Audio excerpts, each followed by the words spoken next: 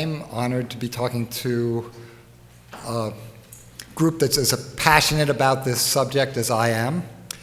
And I'm honored to be on a panel with such distinguished colleagues as I am. I told Aubrey as he's a hard act to follow, and I'm going to modify the beginning of my talk because it's inevitable in this field that everything that we do in the field of aging medicine is in the light of the framework that Aubrey has created over the last 10 or 15 years. It's really, it's a wonderful gift to the community, and I owe it to you to relate my perspective to Aubrey's perspective. I have nothing but respect for Aubrey, and I'm sure you realize that. Where we disagree, Aubrey has been very supportive of me. He's provided me a platform at his Sense meetings and in his journal to publish my ideas, even in the places we disagree, and I'm tremendously grateful for that. The difference between us is that Aubrey is very optimistic about the prospects for conquering aging, and I am wildly optimistic about the prospects for conquering aging. So Aubrey's perspective is, let's figure out where the damage is and let's repair it. And my perspective is, maybe we don't even have to do that. Maybe the body already knows how to repair the damage, and all we need to do is send the right signals to the body so that it does the work for us.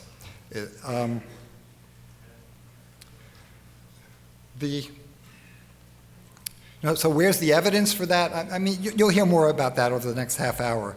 But the evidence for that is actually in the fact that, one, it's been remarkably easy to find single genes that extend lifespan.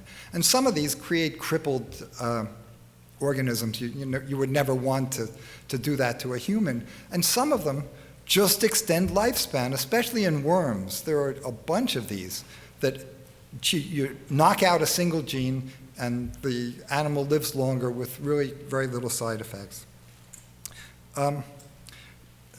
This suggests that aging could be, there are also small molecules that extend lifespan. I'll talk a little later about aspirin. If the body were really doing its best to forestall aging, I guess that something as simple as aspirin wouldn't be able to add years to your life. So some very simple things seem to work, and I'm going to be proposing a smarter approach. Last week, I was at a conference at Cold Stone Harbor called The Genetics of Aging, and I was struck by how different their perspective is from the perspective they had maybe 15 years ago when I was new to this field. Back then, there was free radical damage was all the talk.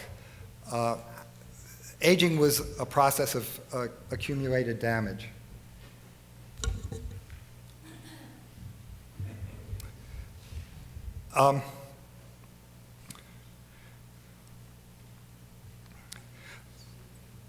So sugars would become cross-linked. There would be ROS, reactive oxygen species, that attack the basic molecules of life. These molecules become damaged, and the organism is essentially wearing out the same way a car would wear out. Even the idea of rust is analogous to the oxidative damage that the body suffers. Now, that perspective has not borne up well in the last 15 years, and I'd say that that's very optimistic. The first thing they tried was antioxidants, and antioxidant vitamins have failed some very spectacular large trials. There has never been any life extension from antioxidants, I guess with the sole exception of the work of Professor Skulichev, who has engineered his own antioxidant. But the basic message is that antioxidants don't work.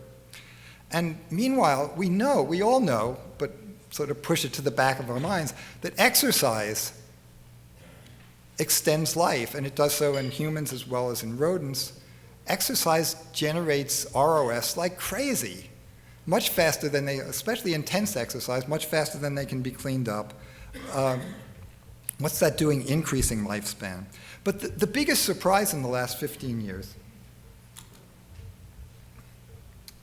this is my daughter's cartoon on the ROS theory of aging. So the biggest surprise in the last 15 years is how regular aging is. It seems to be controlled by genes at a very high level, and those genes seem to be conserved over wide evolutionary distances, so that a lot of the aging metabolism of yeast turns out to be useful for studying what happens to humans. So at the conference last week, instead of talking about damage, they were always talking about dysregulation. There's some system that is in homeostasis when we're young, but for some reason, it becomes dysregulated as we get older. And they're scratching their heads. They say, the word dysregulation has become very common. But where that dysregulation comes from, why it occurs, is still mysterious. And my perspective, the perspective I'm trying to bring to this community is maybe it's not dysregulation at all. Maybe it's something that evolution has designed into us. Maybe we age and die on a schedule as programmed by evolution. I don't think you have to buy that perspective in order to buy the conclusions, because the fact of these regulatory systems and how easily manipulable they are survives no matter what your evolutionary perspective is.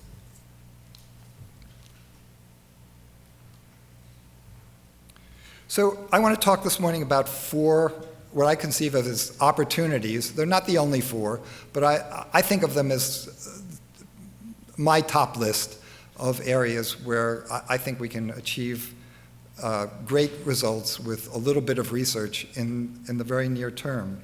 And they are preserving telomeres, damping inflammation, regulating apoptosis, and restoring gene expression. I'm going to start with the story of telomeres. I take it you're all passingly familiar with telomeres, and I never know when I'm starting a talk what level of detail to provide, but I'll give you a little bit of introduction.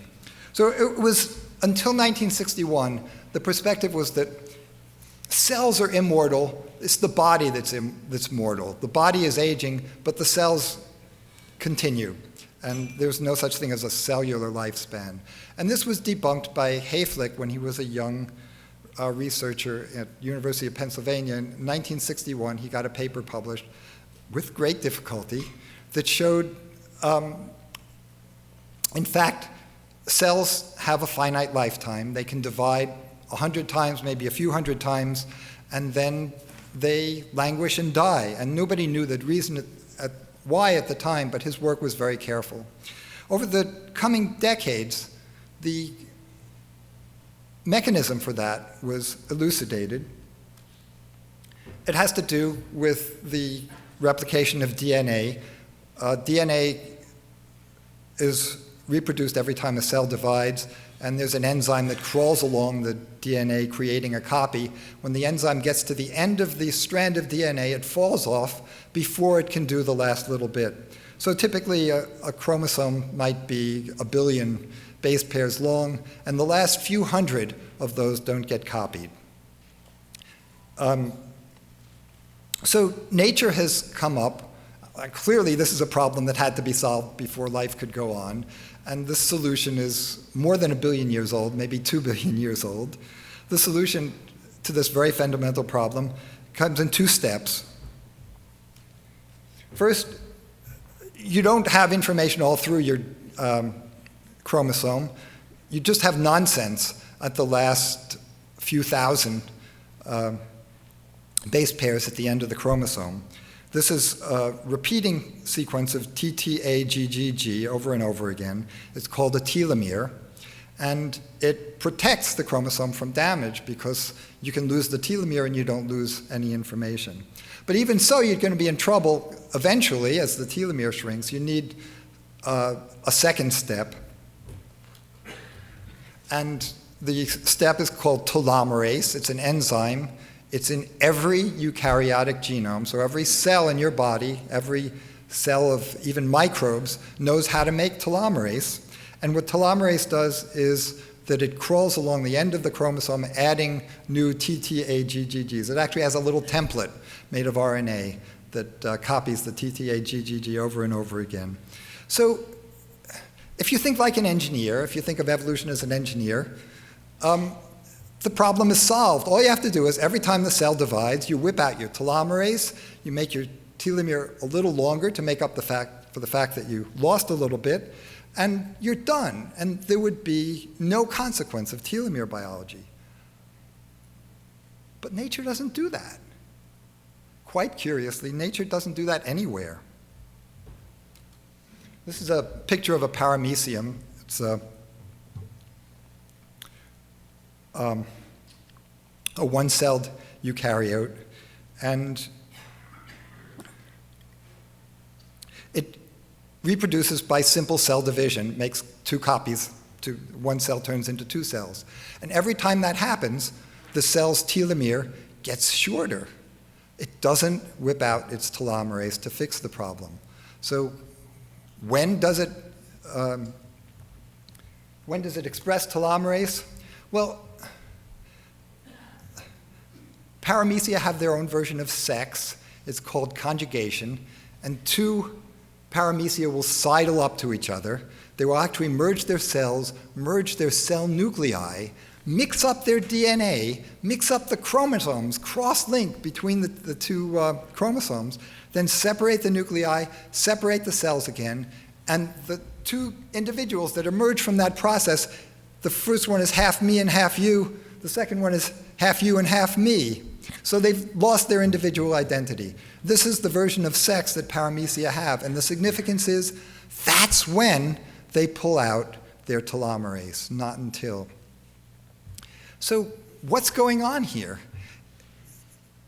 What's going on here is that the rationing of telomerase is a programmed death mechanism, and evolution has used it to enforce the sharing of genes. Any cell that says, I'm going to dominate this culture by just reproducing as fast as I can, and you can't have any of my genes because I'm going to be the winner in the evolutionary contest. Anybody that does that goes for a few generations and then kaput, because it runs out of telomere. It has to share its genes.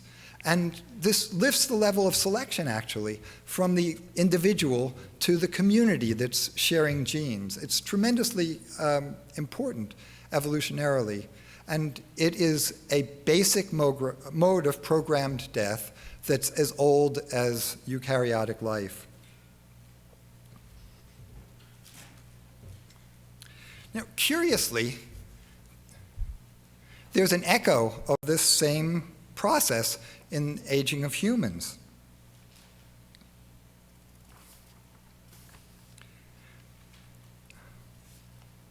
Where are we? That telomerase is expressed in great quantities when we produce eggs and sperm. So the eggs and the fertilized eggs that where we begin life have nice long telomeres, maybe 20,000 base pairs, way up off the chart in here.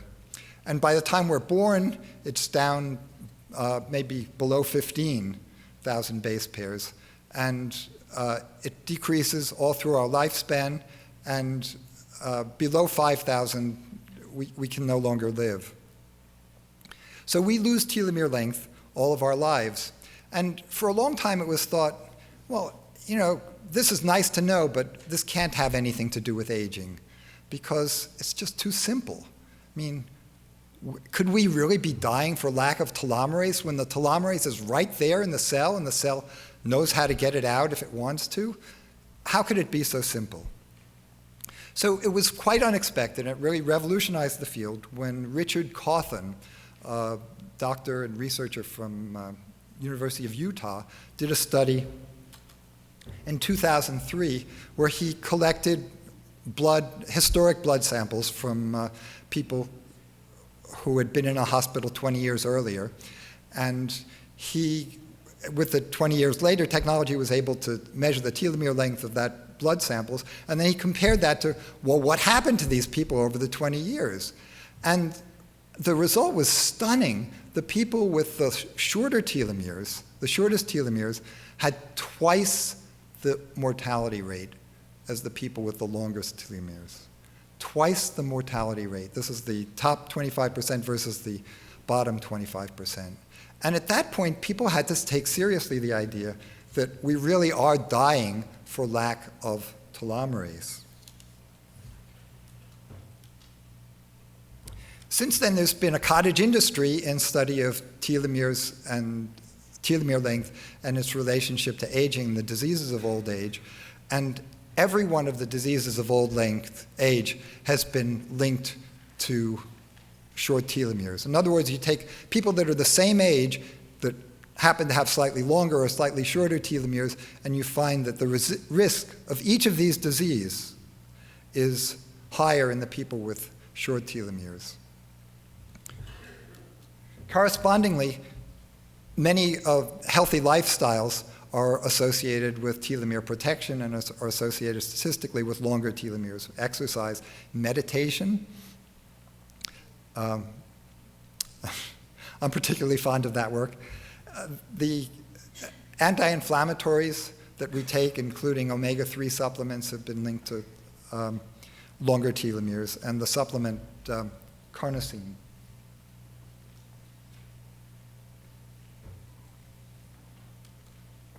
So, could it be that the telomeres really constitute a biological clock, and that we just lengthen our telomeres and that's enough to cure aging? And that's a position actually that has been taken by some people. I don't go that far, but I think there are a handful of biological clocks. I think telomere length is one of them, and that it will go a long way toward curing aging when we are able to extend our telomeres. So what's the issue? Why is it hard to extend telomeres? Not yet. So how could it possibly be that simple? Why are we dying for lack of telomerase? What is the body thinking?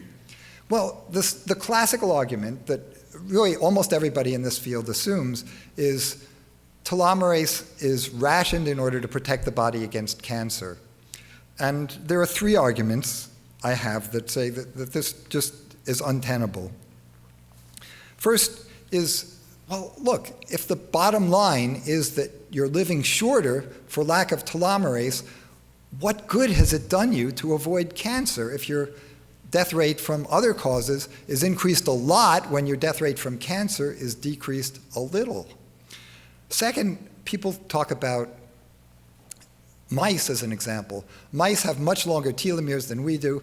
They express telomerase very freely, and they only live 2 years. They die of cancer. So people take that as an example showing that telomerase really does have to do with cancer. And the counterexample is this little guy in the lower right, the naked mole rat. It's the same size as a mouse, but it lives for 30 years. It never gets cancer, despite the fact that it's also it very freely expresses telomerase and very freely and has very long telomeres. But the last argument is really the bottom line. You know, do people with shorter telomeres have lower rates of cancer or higher rates of cancer? And this is a meta-analysis. There have actually been a handful of studies just in the last several years. This is a meta-analysis that puts them all together. And every kind of cancer that he lists there, he says, yep, that one too, people with the shorter telomeres have a higher death rate from cancer than people with the longer telomeres. So putting all this evidence together, I think it's just untenable to say that the reason that we ration telomerase is that we're trying to protect ourselves. Our bodies are trying to protect us against cancer. So I feel very safe pushing for telomerase therapies, and I actually just last month started taking an herbal extract that has modest effect on telomere length, and there's been actually one rodent study and one human study demonstrating its effectiveness.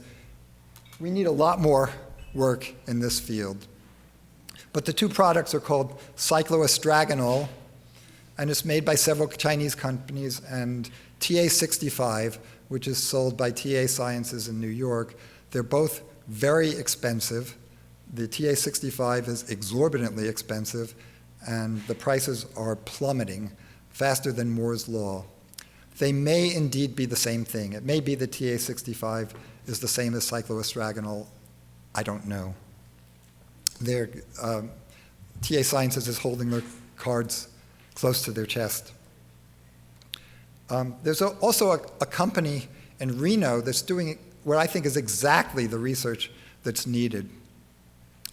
They're screening thousands of compounds every day in vitro to see which ones stimulate the cell to express telomerase. And from those, they get a handful of candidates. They try the handful of candidates in mice to see if they're toxic, to see if they work in mice. They don't have a drug yet, but they're doing exactly the right thing, and I'm confident that they're going to come up with something soon, and I want to be there. Actually, I'm going to Reno tomorrow to visit these people. It's called Sierra Sciences in Reno. Sierra Sciences in Reno, Nevada. So I'm going to move on to item number 2, and probably I need to move a little faster. Item 2 was inflammation. Inflammation is actually an essential part of the body's protection mechanism. It's a first-line defense against invading pathogens, and it's a way of destroying damaged tissue. In youth, it's wholly beneficial. It's good for us. But as we get older, inflammation becomes, quote, dysregulated. And again, my perspective is that this is the body destroying itself using a familiar tool that's used on outside pathogens. The body is actually destroying itself with age. But the conventional way to talk about it is dysregulation. We don't understand why, but for some reason there's much too much inflammation, and it's targeted at healthy cells as we get older. As with short telomeres, all of the diseases of old age are associated with higher levels of inflammation.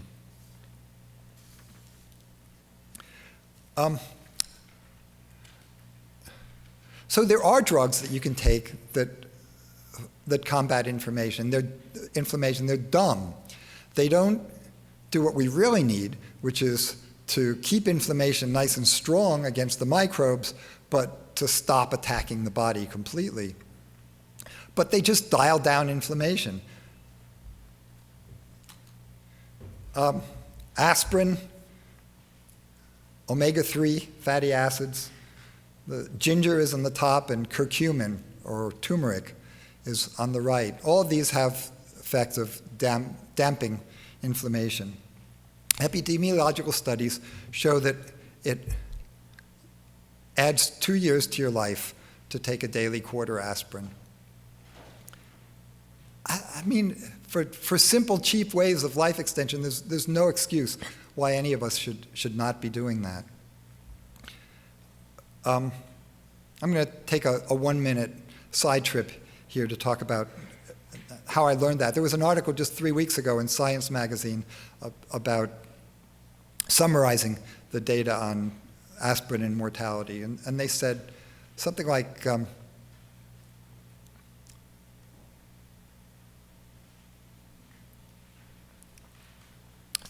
almost 20% lower mortality from taking a daily aspirin lowers your mortality by 20%. And that sounds tremendous, lower your mortality risk by 20%, all-cause mortality, just seems like a miracle. But in the context of aging has this funny upward shaped curve. It's an exponential curve rising, like the population growth curve. It's very inexorable at the end. So what I learned in studying that, I did a little numerical analysis on that, is that it takes a lot of lowering mortality to extend lifespan a little. It's roughly 8% lowering of mortality corresponds to a single year of life extension. And it's a curve, it's not quite a straight line. But if you wanted to live 10 years longer, you would have to lower your mortality risk from all causes by, you would think 5 or 10%. Is that 5 minutes already? Oh, gee, I'm way behind. You'd have to lower your mortality risk by a whopping 66% to extend your life by 10 years. So it really puts the SENSE program in perspective. We're about slowing aging rather than lowering mortality. There's just a much more leverage in that approach. So there's a two-way relationship between inflammation and telomere shortening, which I'm not going to go into, and I'm going to move faster through the rest of my slides. Move on to apoptosis. Apoptosis is cell suicide. Like cellular senescence, it's also an ancient mode of programmed death that was in the first eukaryotes. It's very essential for life. Diseased cell, we have to get rid of our diseased cells, and we do it all the time through apoptosis. The cell just digests itself and turns itself harmlessly into nutrients for the rest of the body. It's a wonderful mechanism, and it happens when the cell detects that it's become cancerous, when it detects that it's been invaded by viruses. It's a marvelous mechanism, and we need it. But I'm going to skip over this too. But cell suicide, apoptosis, is linked to some of the diseases of old age. We're actually losing healthy cells to apoptosis.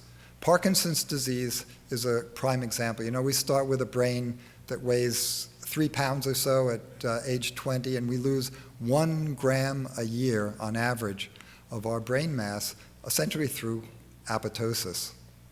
Not all, mostly glial cells, not nerve cells, but still we lose a lot of brain.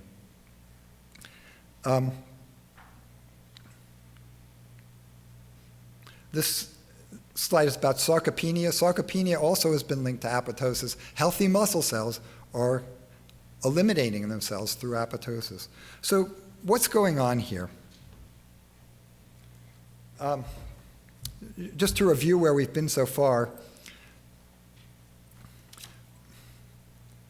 preserving telomere length, I can say we're ready to go on that. I think the risks of cancer are minimal. We should be pursuing that as fast as we can. There are no trade-offs. Damping inflammation, there are substantial trade-offs with that, and it would be much better to do it in a smart way, to damp inflammation where it's damaging the body, but not where it's helping the body. Regulation of apoptosis is completely over at the other extreme. The trade-offs are very strong. We can't just dial down apoptosis or dial up apoptosis and have any benefit at all from that. We have to make apoptosis smart. When we're young, apoptosis is working for us. The right cells are committing suicide, and the wrong cell, the cells that are healthy, are not. And we have to restore that. So that brings me to the point of my talk, which is youthful gene expression, cell signaling. It's the signaling that determines whether a cell is, let's see, all the cells in our body have the same genes, but the different genes are active in different cells. And the process for regulating that is epigenetics, and it's tremendously complicated, and the whole story is in there. We're just learning that there's a very strong epigenetic basis of aging, and that different cells, we have a different gene expression profile when we get older as when we get younger.